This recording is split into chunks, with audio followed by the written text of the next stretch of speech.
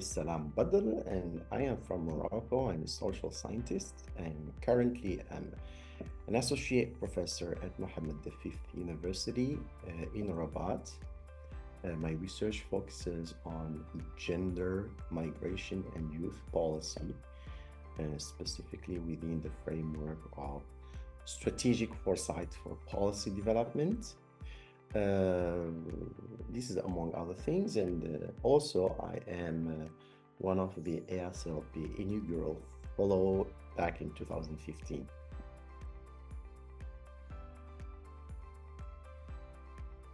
It was a completely different experience. I do remember that.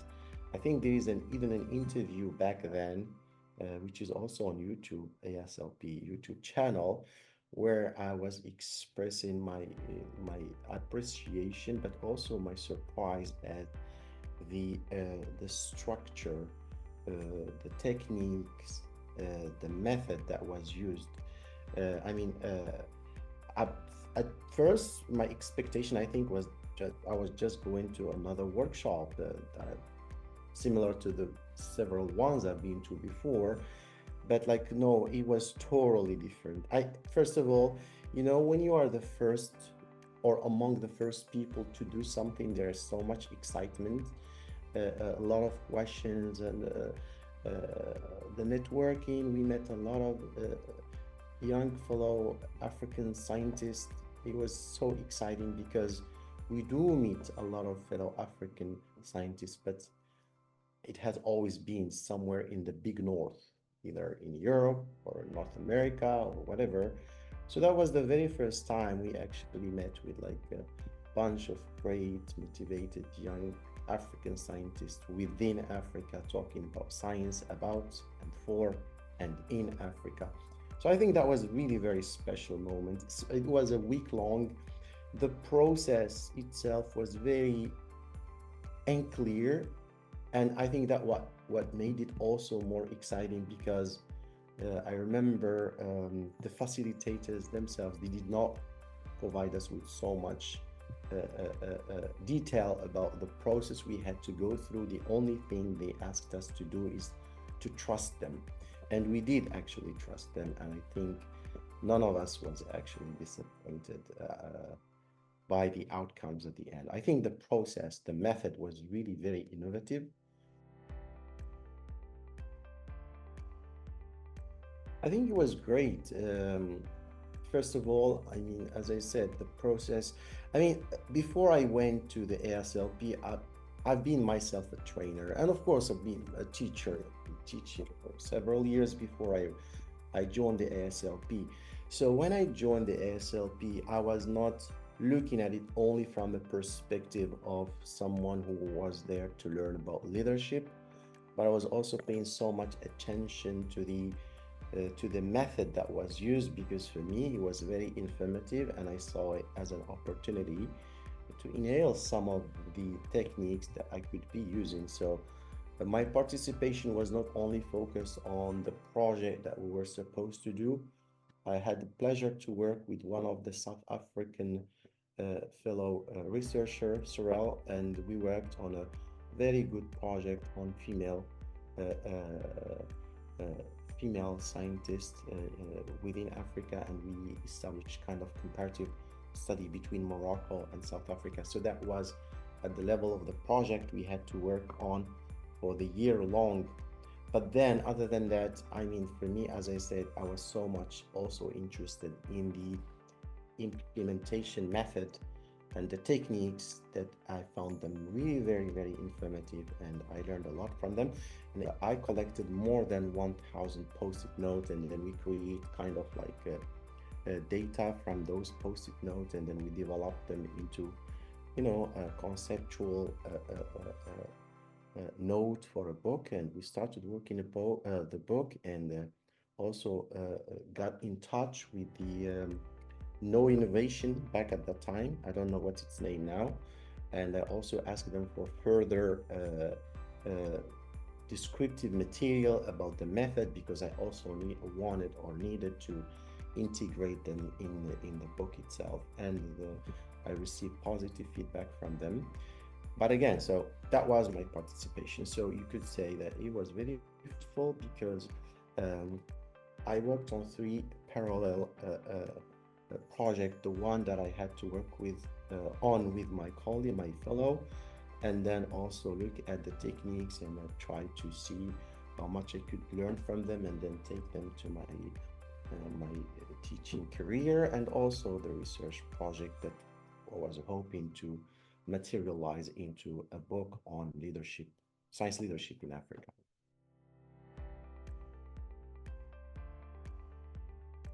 There were a lot of memorable moments. I mean, we had a lot of fun. I mean, while we were learning, we had a lot of fun. Um, there were so many actually, and each one of those memories was in itself special. But I think the one that I do remember all the time now, for the simple reason because now I use that technique in almost every training I have to facilitate.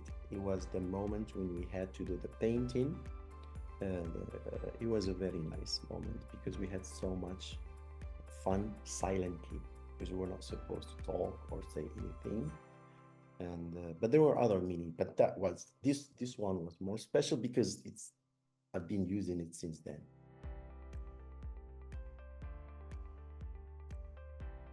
Some of the techniques I've been using them in my training.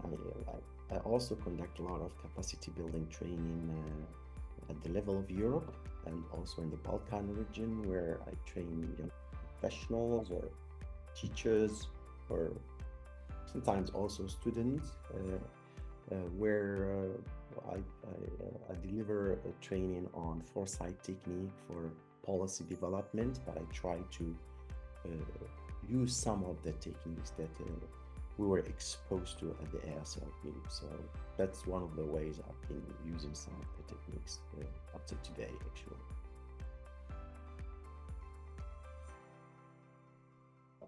Okay, perfect. In your opinion, who is an African science leader? Uh, that's a very tough question, actually. Science leader. Uh, yeah, well, then, I mean, to cut it short, because leadership, then we have to get into talking about what is leadership, blah, blah, blah.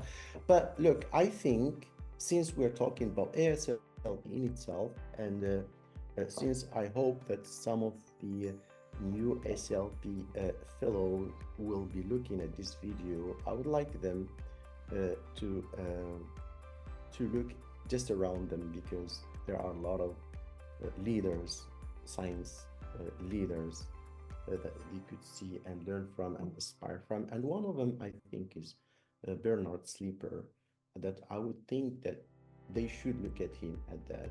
I'm sure they do, but maybe if they don't, I don't know. But I think he is a leader for the many things he have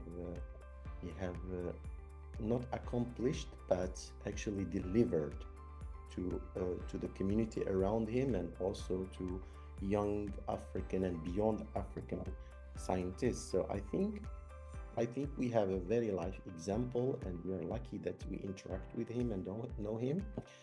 And he is a science leader, in my opinion.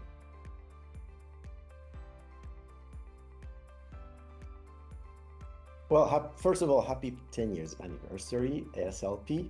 I wish you all the best and continuation.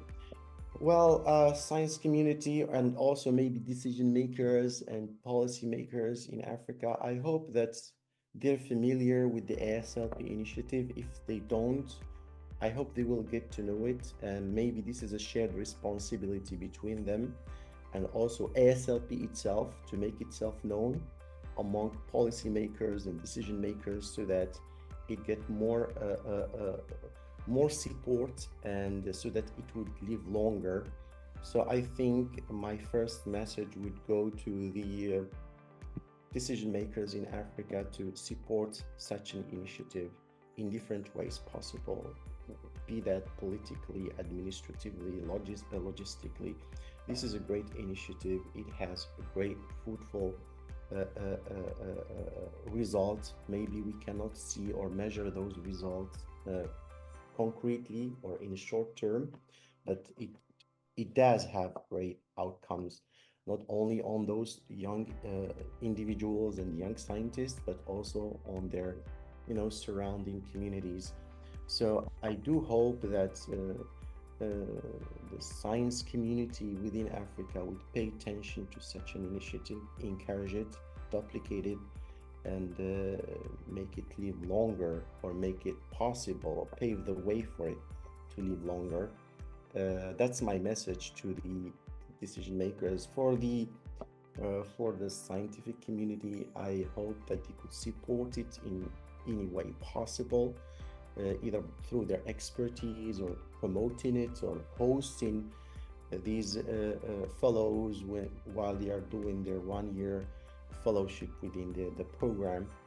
Um, and then my message to the fellows themselves would be that leadership itself, like, I don't know, this guy Hugo Grotius, who once said, a man cannot govern a nation if he cannot govern a city.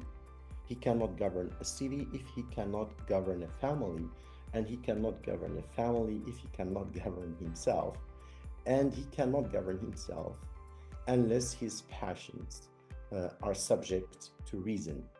Therefore, I would encourage that my fellow young scientists, to filter their scientific practices and scientificity through this kind of reasoning, which entail a set of skills that include critical thinking, integrity, uh, uh, ethics in research, impactfulness of scientific research, and thinking beyond the idea of me, but like of they. I mean, in the sense that, like, in order to become a leader, I think you have to start with the idea that I want to serve, not I want to be a leader. Because the moment you say I want to serve, I think by default you are going to be made a leader by those whom you are serving. So I think that would be my message. I mean, uh, also, to become a leader, I don't think you have necessarily to start with a big idea. You could start small, like small, and then build up and collaborate. Uh, the ASLP itself was a small idea, and I think we all know how it started. It didn't even start as ASLP. It started with like collaborative research that started, at the GYA, and then based on that research, we came up with the idea that a tool needs to be developed to empower scientists in the Big South. And then there was this brilliant guy, Bernard Sleeper, with other colleagues, who developed the idea of ASLP. And then now look at ASLP. It's a big idea, but it started really small. So I think my last message to the young fellow is that they don't necessarily have to try to think of something big which may not even exist. But I mean, start small idea, and then collaborate with others, and then incubate those ideas, and definitely they're going to take shape and then get bigger. I would say Africable. Africable means like it's doable in an African way.